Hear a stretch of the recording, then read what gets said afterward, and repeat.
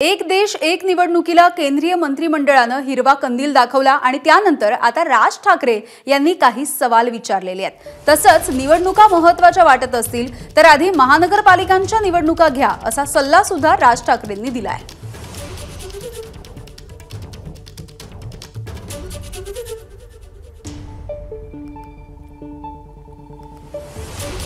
तर आधी महानगरपालिकेच्या निवडणुका घ्या असा सल्ला राज ठाकरे यांनी केंद्र सरकारला दिलाय। एक देश एक निवडणूक या प्रस्तावावरती आता राज ठाकरे यांनी काही महत्त्वाचे प्रश्न विचारले आहेत। राज्याचे अधिकार आणि स्वायत्तता अबाधित राहणार आहे का असाही सवाल त्यांनी विचारलाय। राज्य सरकार जर कोसळलं तर लोकसभेचा कार्यकाळ संपेपर्यंत निवडणुका होण्याची वाट बघायची का असा सुद्धा सवाल राज ठाकरे यांनी विचारलेला आहे।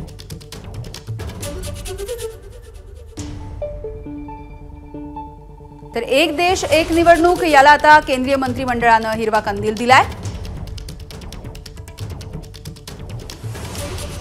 राज ठाकरे नेमकं काय म्हणतात आपण बघूयात। एक देश एक निवडणूक याला संसदेची मान्यता लागणार आहे।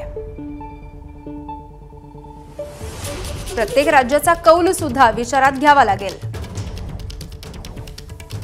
राज्यांच्या अधिकारांना स्वायत्ततेला धक्का पोहोचणार नाही ही खातरजमा सुद्धा हवी आहे।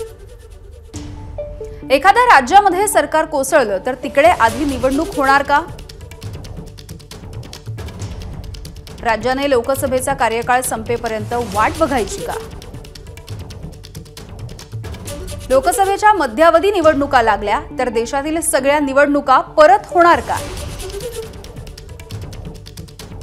आधी राज्यामधल्या महानगरपालिकेच्या निवडणुका घ्या। 4 वर्षांपासून तिथे प्रशासक आहेत, नगरसेवक नाहीत। सामान्य माणसानं आता कुठे जायचं?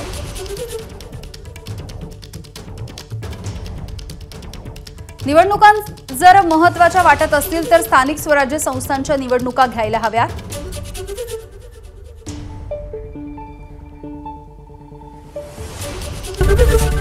एबीपी माझा, उघडा डोळे बघा नीट।